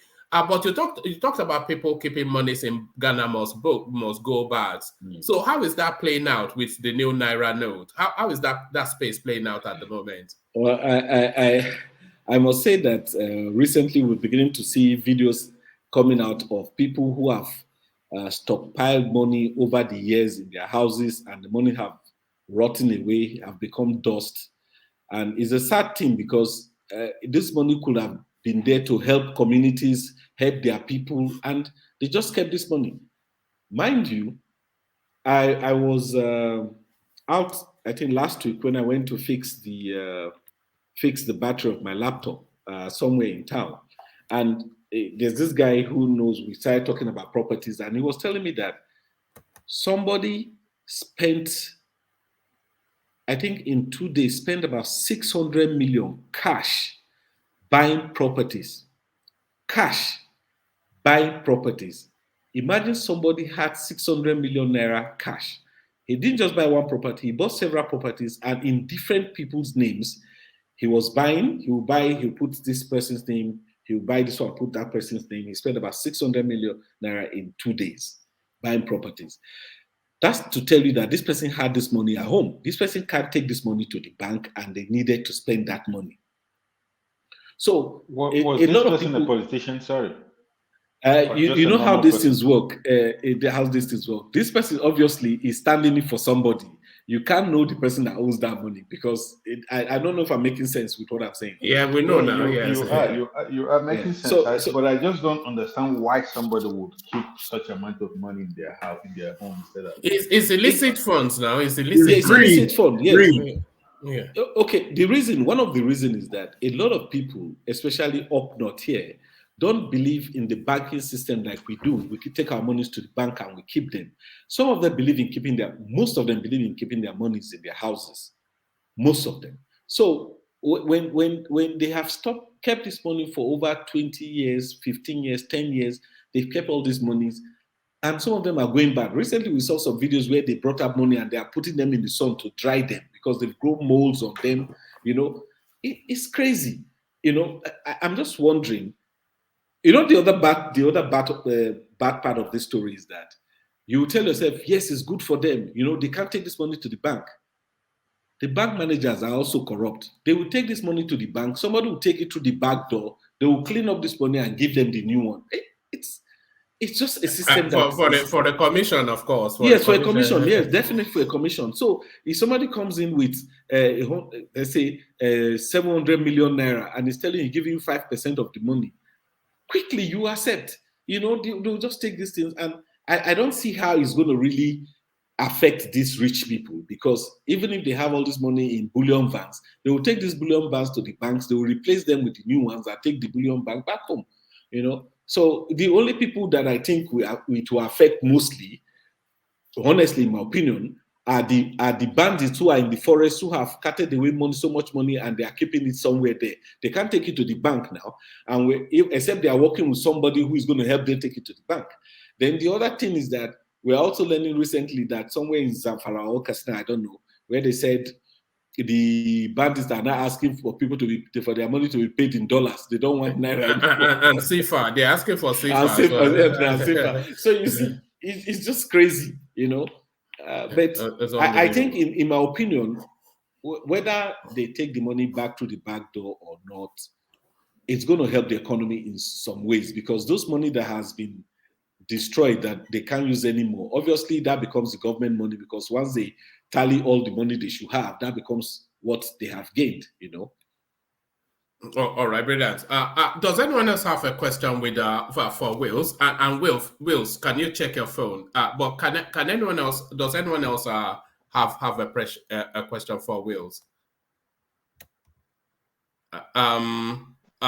Prof, do you have a question for him? Who has a question? Solomon, no question. Sorry, can I ask a political question? I don't know. I don't want to offend anybody, and I'm not sure he wants to talk on politics. So, but you know, Wills is Solomon, keep your politics, Joe. You are in Abuja now, Solomon. I was having a sigh of relief today. You are bringing politics back again. Okay, no problem. I have a question though. Okay. I have a question. Look at Aola looking like a snowman. I have a question. You've traveled the length and breadth of that country. Sorry, who is giving me feedback? If you're not speaking, then please. Okay, that's Prof. You've traveled the length and breadth of that country. So in terms of mineral resource, because I heard that there's emeralds somewhere in the north. And we all know that Zamfara is gold rich. And we hear that there's a precious gem in Maiduguri. So what have you come across in terms of mineral resource that is untapped in Nigeria? Okay, just the way you have heard of these resources available in different areas. Even in Edo State, they found large pile of gold somewhere in Auchi. And those places have been cornered off, and people have been asked not to visit those areas. Soldiers are protecting or guarding those places. The country is rich with different mineral resources, and we all know that the major thing that the government has been doing over the years is going for diesel, petrol, oil alone. And for now, in the northern part of the country, especially places like Zamfara, we learned that is the major reason why the banditry thing has really taken place, because people who are not our nationals have been there mining this thing, foiling the bandits with ammunitions and guns and money, keeping the villagers or Nigerians away from those areas, because that's what they are doing, cutting away with our resources.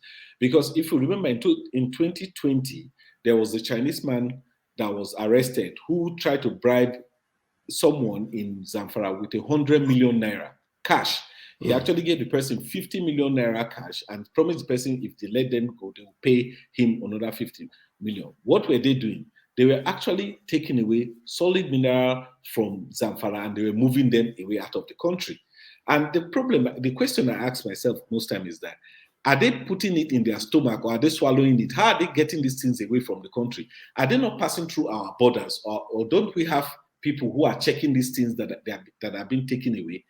For me, the major problem why the banditry or whatever has gone so much, like what we learned recently from Al-Mustafa was saying that even in Maiduguri, that was the reason why Boko Haram thing started. I don't know whether you guys have seen that clip where he talked about how this thing started. You know, so a lot of these people come into the country to take this thing. They get our poor people who are uneducated, give them arms and ammunition, give them money, and tell them to protect or stop people from coming to those areas.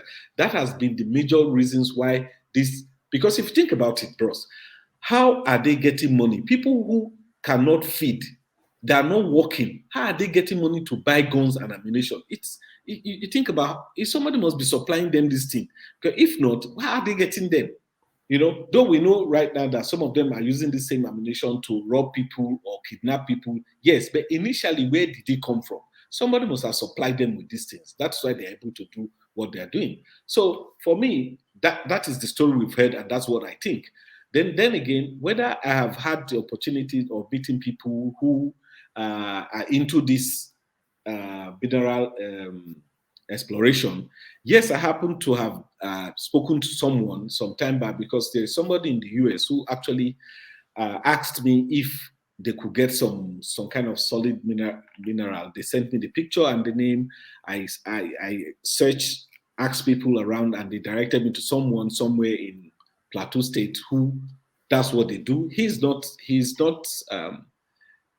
they don't get that in Plateau State. I think they get in one of the neighboring states, but he's actually stationed in that state, So they get these solid minerals from people who go to get them, and they export them out of the country. Imagine exporting this country and they're not paying any dime taxes to the government. So it's just like free money for them. You understand? So I think it's a thing the government actually needs to look into to stem this exploration without paying money to the government. Hey, yeah, I saw you do a video once when I think you were driving through, and then you came across some people boiling or burning goat heads or goat bones, or was that you? Where you came across some people, they were tell us about that. Yeah. Okay, I think it's in Abraka in Delta State. Those people actually, what they do is that they get this hoofs, bones, anything like that. They get them, and I think they use them for making feeds for chicks, or sometimes chicken feeds or something like that. So they burn these bones and they use the supposed like ash. It's not actually ash. They pack them, bag them, and that's what they sell. It's a good business for those that are doing it, because in Abraka that I went, I think it's only one man that actually buys all the bones from all the abattoirs and all those places in Abraka. So he gathers them. After he gets a large quantity of them, he burns the ones they need to be burned. Then trailer comes and pack them. Did you not say he was selling them to the Chinese? Did he say? No. Okay. Yeah, no. All right. Yeah. No. All right, brilliant. So Ajale Koko, this is Big Wheels, one of the leading Nigerian videographers, so who has decided to grace us with his company today. So Ajale Koko, I'm not sure if you have a question for Big Wheels. Oh, we don't have Ajale Koko. I don't have question for him. Yes, he's only here to beat up Buhari, nothing else. If we are beating up Buhari, you won't stop talking. One man. Yes. He said something that caught my attention about this insecurity in Nigeria. I was listening to one security expert, and he was saying something like that about all these killings, all these things we call Fulani headsmen and bandits and all these things. He said that the local government places they attack are usually the same places. There is something there. And then this last attack in Enugu, he used somewhere in Enugu, I don't know the name, I don't remember the name of the town. So he used it as an example. They attacked this place, and they have attacked this place like 6 times. Wow.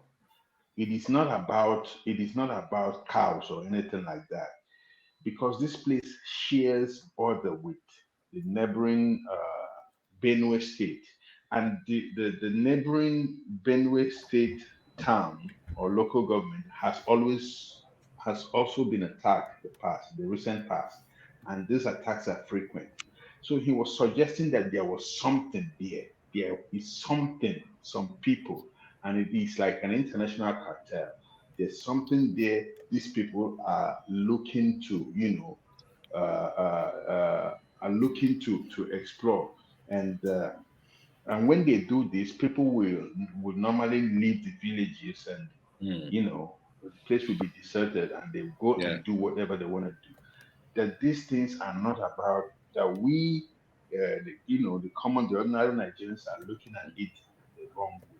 that this has to do with natural resources, something that is beneath the ground. And now that he said something, this thing about Zamfara, it seems that that man was making sense. And so it could be that we are not seeing the whole picture. No, there's the one thing about Nigeria that I've always felt is that there are 3 layers of Nigeria that is going on concurrently. The Nigerian that we everyday people live, the Nigerians that the middle place opportunistic people live, and then the Nigeria that the people that own that country that they are actually living in. So it's a different Nigeria for everybody. Big wheels. Yeah, like what he just said, right? A lot of this attack you hear, really, is because there is really something that they want. Because in those areas where you hear frequent attacks, they keep attacking people, there is something that they want to take from there. And by the time the villagers or the people in those places leave, the people who want to take those things will go, they'll start mining there, they'll start taking all the resources they want to take away from there. And I also believe that these people are not working on their own, even the foreigners that we're saying, because you can't just come into somebody's country and be taking mineral resources away. There has to be somebody who is in government who is actually backing them up, because that's what I believe. Because I don't believe somebody can come to your house and be digging your backyard without you or somebody in government giving them some kind of backing, because if not, why would somebody just come?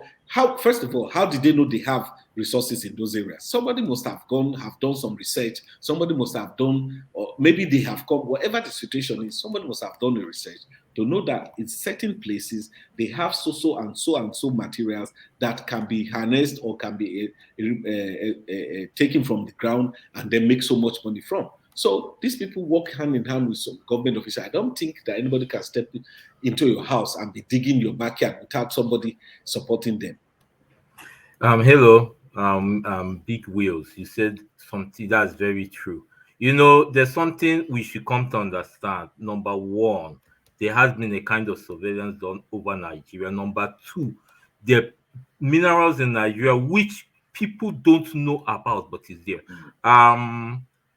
I studied metallurgy and materials, and coincidentally, even before I entered your show, I started looking at. If you listen to that video of Mustafa, did you listen to that one of Brekete? 5 hours. Okay, I saw it, but it was too long. I didn't watch it. I saw the one you did in Brekete. That's a video. Yes. I will confess, I have listened to it. It was 5 hours. I took 2 days to listen to it. Wow. On my laptop now, just before your show, I just started looking at rare metals. If you listen to his voice, he mentioned of a metal they call rubium. Okay. He said this in Nigeria. These are very, very expensive metals. So that is one of the things following. Because I have told myself, why is this Zambia forest? Why can't they penetrate it?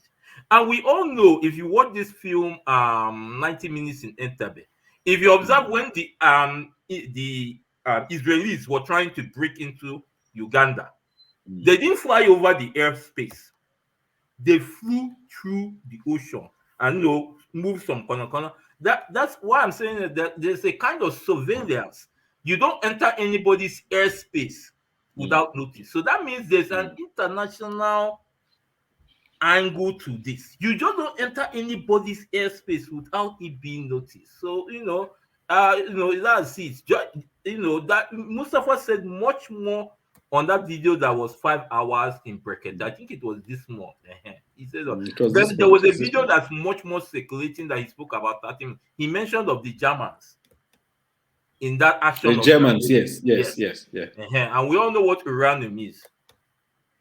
So let me stop there. All right. I think that's political territory. But yes. So we've held Wills. We've held him hostage for longer than he probably anticipated that he was going to be here for. But thank you for your company, Wills.